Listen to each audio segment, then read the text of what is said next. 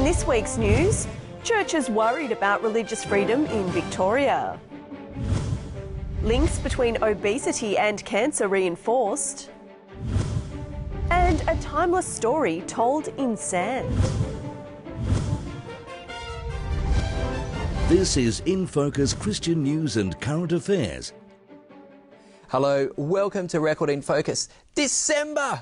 How did we get here, Danielle? I have no idea, Kent, but it's summertime and Christmas is coming. I'm very excited.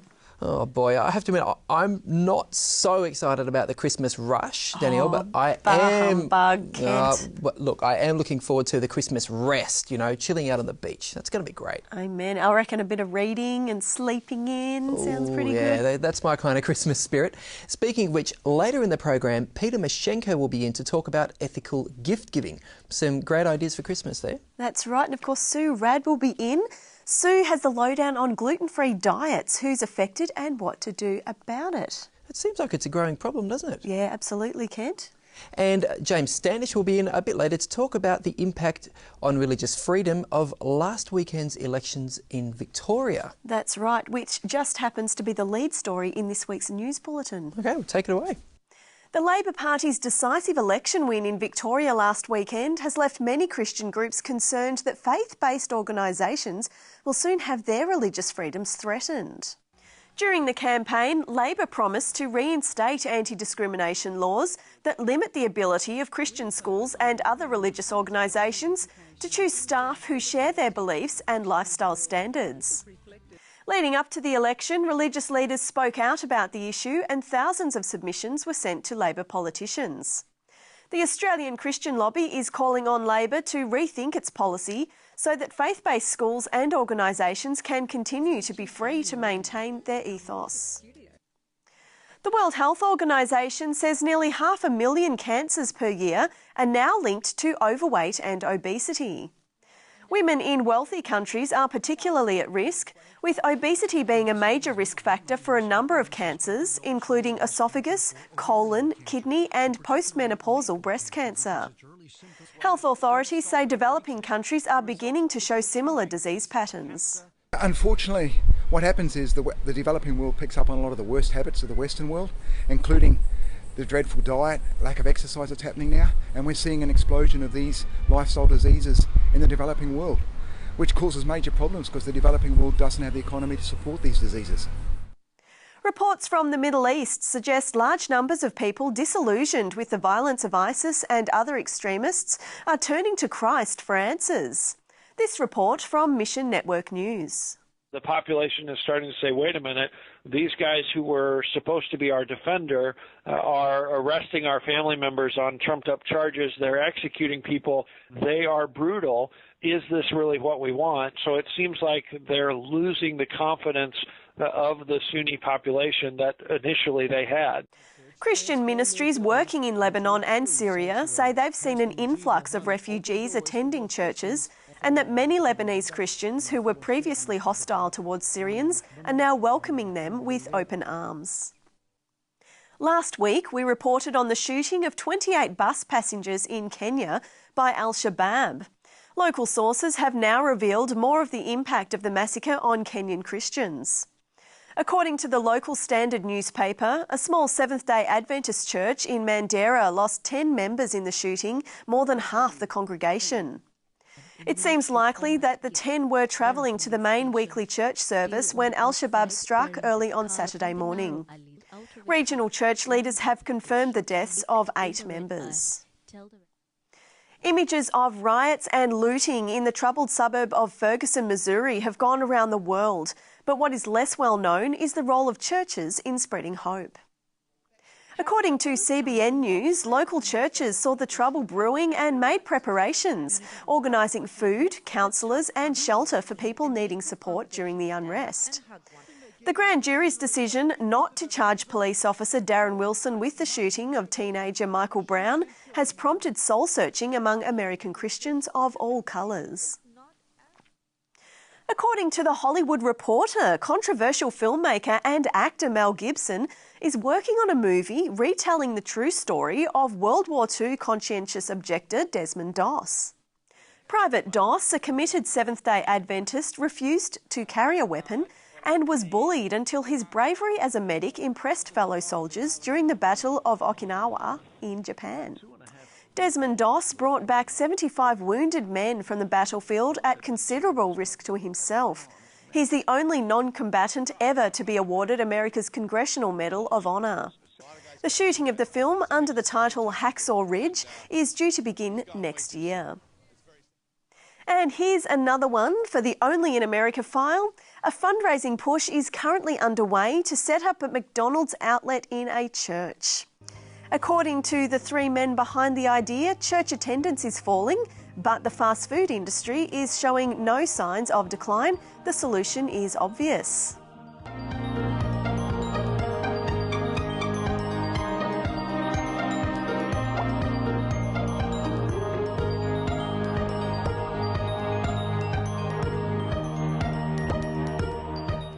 Their chances of success? Well, McDonald's has so far failed to comment on the initiative, and the McMass fundraising project is a long way from its goal of $1 million. 5.4 million TV viewers around regional Australia will have the chance to learn the story of Jesus' birth in a whole new way this Christmas. Equipped with a light box, a video camera, data projector and a bucket of sand, Central Coast mum and Adventist artist Tiani Page has attracted the attention of Win Television, operated by Channel 9. I make sure that whenever I work with a large organisation or corporate setting, that the stories I'm telling, the expressions that I'm creating, fit within my spiritual value system and my worldview. My faith is a huge part of who I am. And as such, I wanted it to be a big part of what I do in Sand, in the telling of the stories. Win Television has asked Tiani to prepare something special for this year's Christmas broadcast. And speaking of beautiful, the Dom Tower of Utrecht has stood proudly for 700 years, the tallest church in the Netherlands. For a building of that age, its height of 112 metres is impressive. The two Dutch filmmakers spent 8 months waiting for just the right morning to send up their helicopter drone and take these images.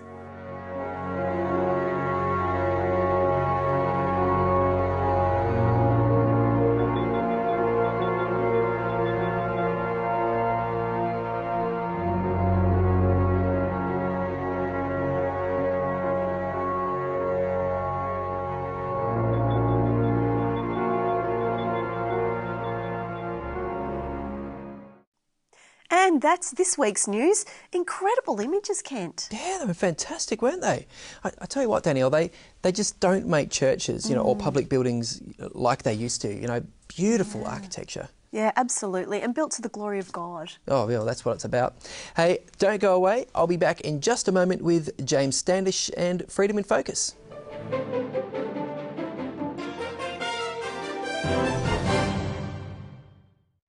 Signs of the Times, a magazine for a world on the brink. And this month in Signs, how to reclaim the true spirit of Christmas. Is God the Father the strict disciplinarian we've sometimes feared? Learning to rely on God through life's difficult times. Usher in the new year with a new, healthier lifestyle. All in this month's Signs of the Times.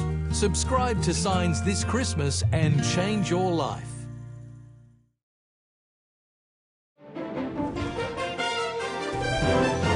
Hello, welcome back.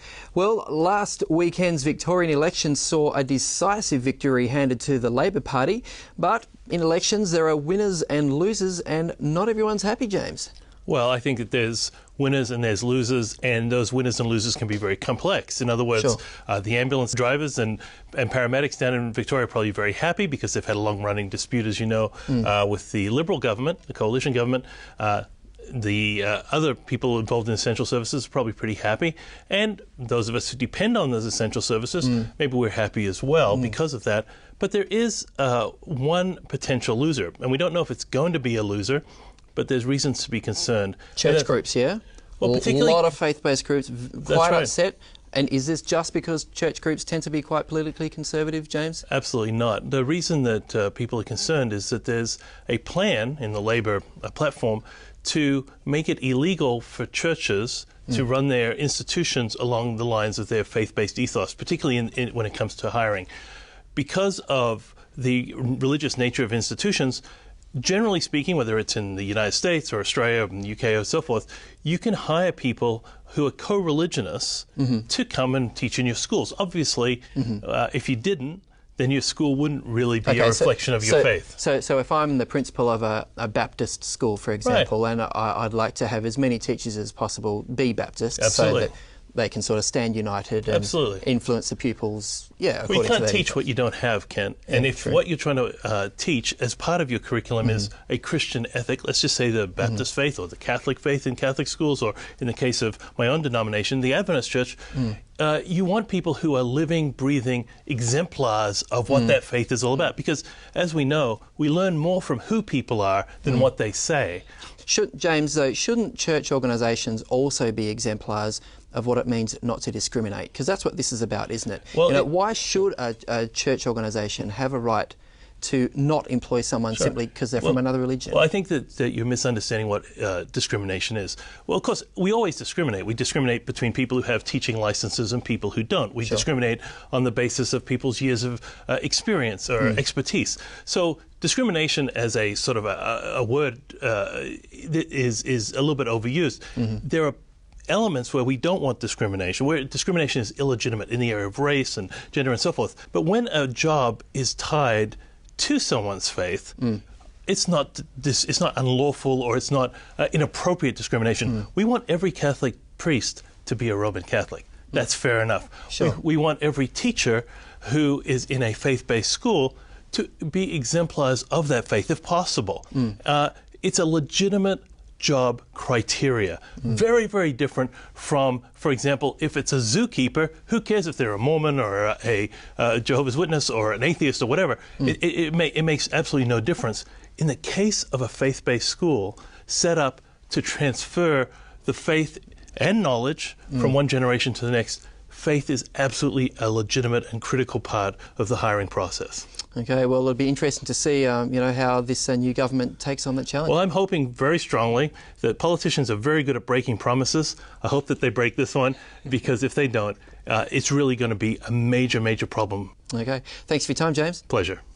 And now it's over to the other James, James Toogood. Happy Christmas, Sue. It's just a wonderful thing about Christmas. Hey, what are you eating at Christmas time? Are you going on a special diet, trying to maybe flatten your tummy or just look slim or look good? Have you noticed, Sue, how many people are on gluten-free or wheat-restrictive diets these days? Absolutely, James. In fact, it seems to be an epidemic in Western countries at the moment to avoid these foods. Yeah, no, I've been wondering, should I flatten my tummy by eating less wheat? Because that's what I read in a women's magazine. Well, actually, if you look at figures, say, from the US, this is serious business. $5 to $10 billion. That's how big the industry is. And in Australia, for example, at least 18% of people claim to be buying gluten-free containing foods. That's between 10 or 20 out of every 100 people. They're eating wheat-restrictive diets. Now, tell us, what is it? What is a gluten-free diet? What's gluten? Gluten is a type of protein found in certain grain foods, such as wheat, rye, and barley. And it's found in those grains, but also in a whole range of foods made from those grains. So if you think about it, it could be found in bread, biscuits, muffins, and many other such foods. So it's prevalent in the food bread, supply. Cakes, pastries. I mean, what's wrong with gluten? Well, for some people who have a medically diagnosed condition such as celiac disease, gluten can be toxic to your gut. It actually destroys. So it can be dangerous. Absolutely, if you have a proper medical diagnosis. But the problem that we're seeing is that many people are self-diagnosing, believing that they have a problem with gluten, and therefore eliminating a whole bunch of nutritious foods, whereas the research is suggesting that it may not be the gluten that's triggering their symptoms. It may be something else found in those same foods. Now, we were talking before and you said about 1% of people may have celiac disease, which requires a gluten-free diet. For life. but 17% are trying to restrict their gluten. At least. And that's because often people feel better when they get rid of a lot of junk food, which also has gluten, but they may actually have something called irritable bowel syndrome. And for IBS, in fact, next time I come on, we'll be talking about the latest research to do with the low FODMAPs diet. The low FODMAPs diet is the way to go, not gluten. So when you have IBS or irritable bowel syndrome, or you've got tummy troubles, you just kind of feel generally upset down there somewhere, and you just want to self-diagnose. And if you're reading the magazines, you think gluten-free, reduce my wheat, and feel people better. assume it's the gluten, but what they found is that the gluten and the FODMAPs occur in many of the same foods. But people know about gluten, have never heard of FODMAPs, and they assume if they cut out the gluten, it's the gluten. But the studies actually show if you cut out gluten, James, you could be, or gluten-containing foods, you could be doing more harm than good. Okay.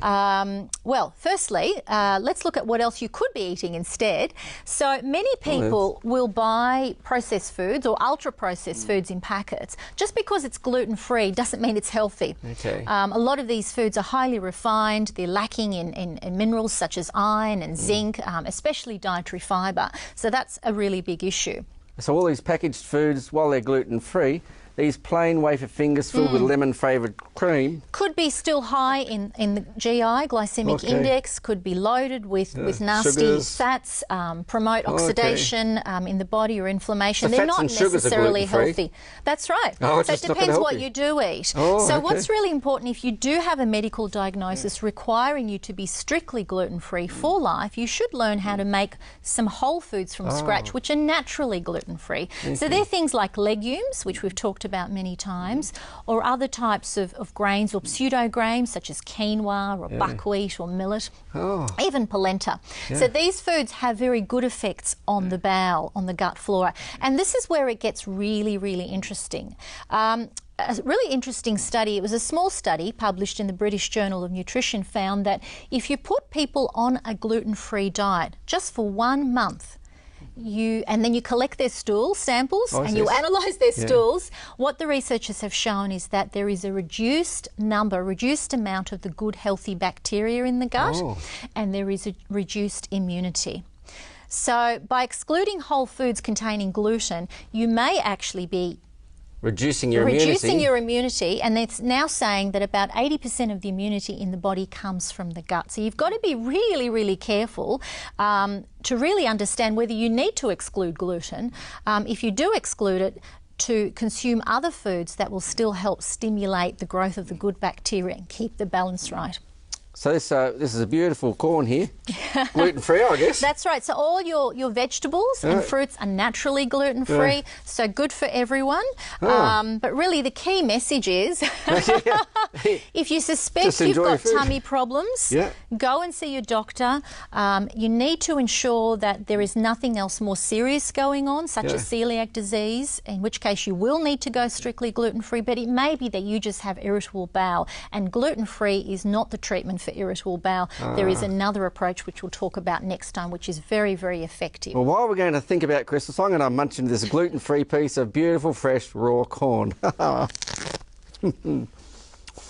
Cheers, folks, and happy Christmas, Luke. Thank you.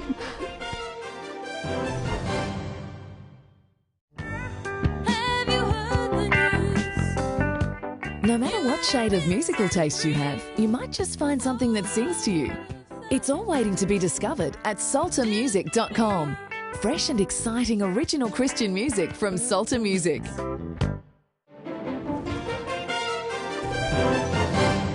Hi, welcome back. Well, Christmas is on its way, and it's all about the big guy who's right here and has his list and appears to be checking it twice. I'm the big guy. I thought you were talking about Jesus.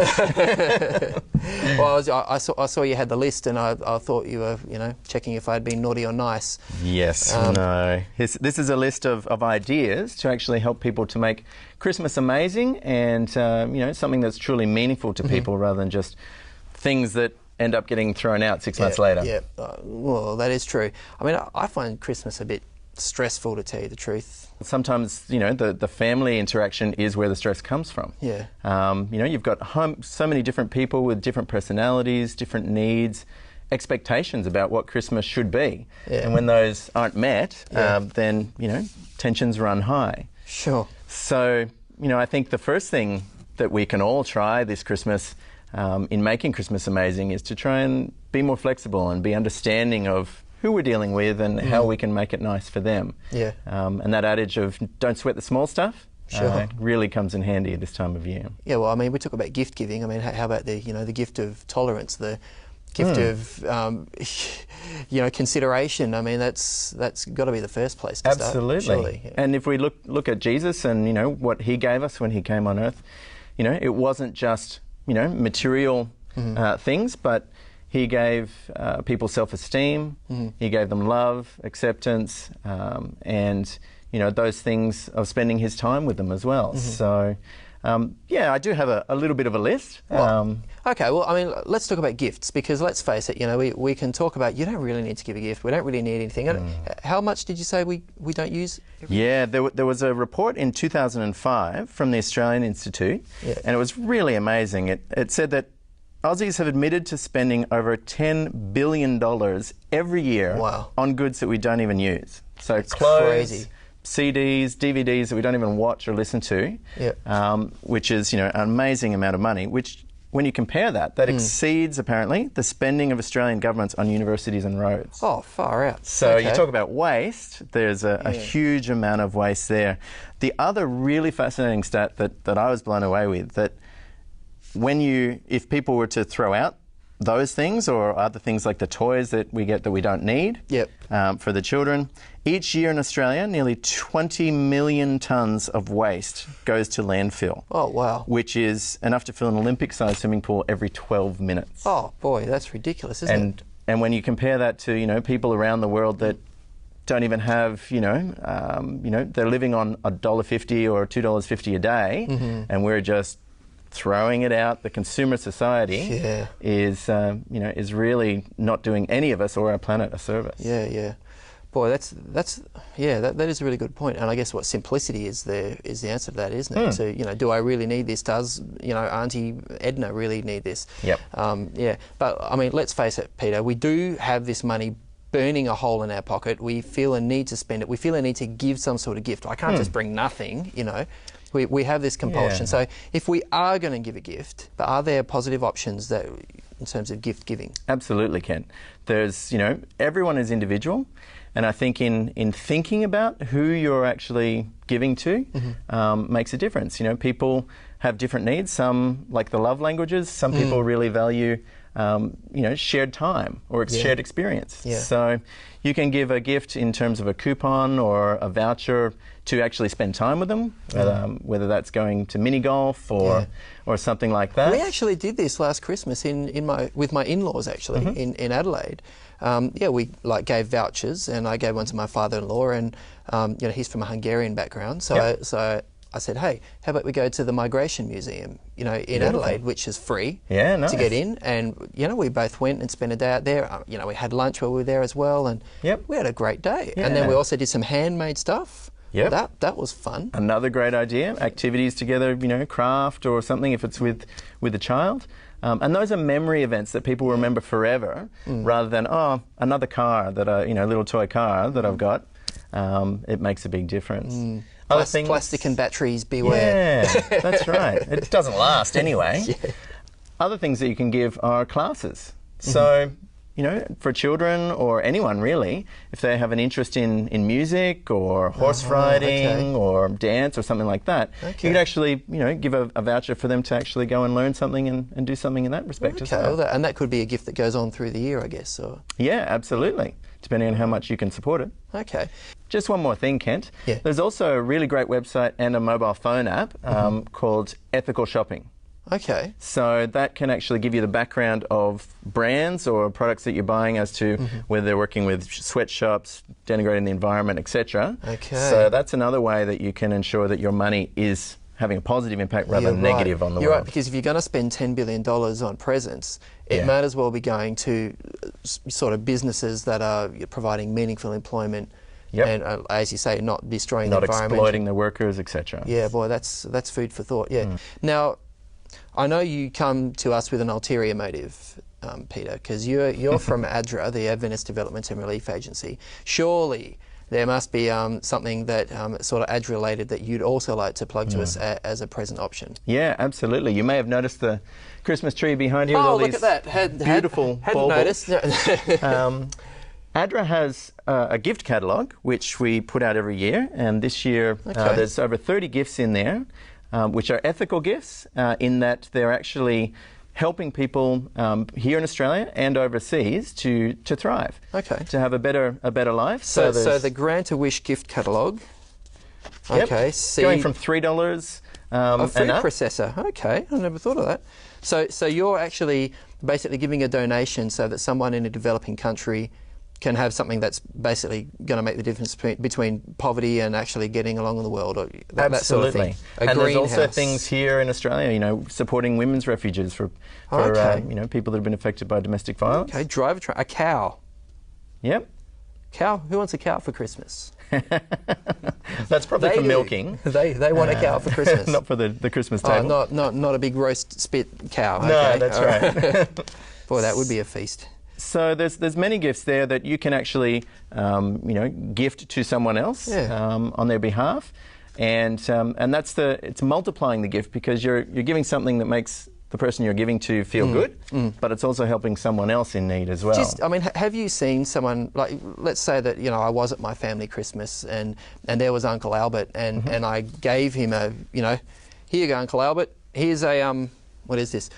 Here's a borehole for Christmas, Uncle Albert. It's in Sudan. Is Uncle Albert going to feel a bit ripped off? It depends if he thinks that you're calling him a bore. But people that have a sense of, you know, of the bigger picture in the world, you know, can really get on board with this. And as well as if you do something else with them, like you can spend an activity or one of the other gifts we talked about, but also do this, then they feel good that they're actually, you know, helping the world as well. And then they get the idea for next year, and it can be a multiplier effect. It's the combination effect. Yeah. I like it. And you can actually, you know, get these baubles and a, you know, Christmas tree pack and do this at your workplace or your church or what have you. So there's many ways to help change the world. And can we find out details about this at your website? Our website, adra.org.au/Christmas. We'll give you all the details and all the resources that you need. Excellent. Well, there you go. There's a few Christmas ideas for you, something that's perhaps a little more simple, perhaps, you know, something that's a little more, you know, caring and thoughtful. They're great ideas, Peter. We really appreciate it. Thanks for your time. Pleasure. We'll see you straight after the break.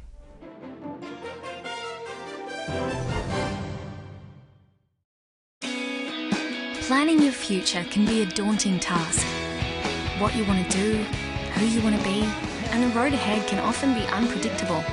No one really knows what the future holds. Avondale. It's education designed for life.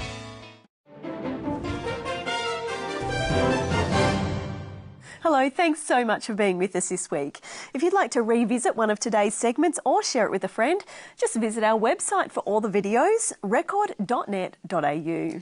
Yes, please do. And at that website, you can also sign up for our weekly emails to tell you what new InFocus videos are ready to watch, as well as what new articles have gone up online. It's called Record E-News. It's worth checking out. It sure is, Kent. Have a great week. We'll see you next time on Record in Focus. God bless.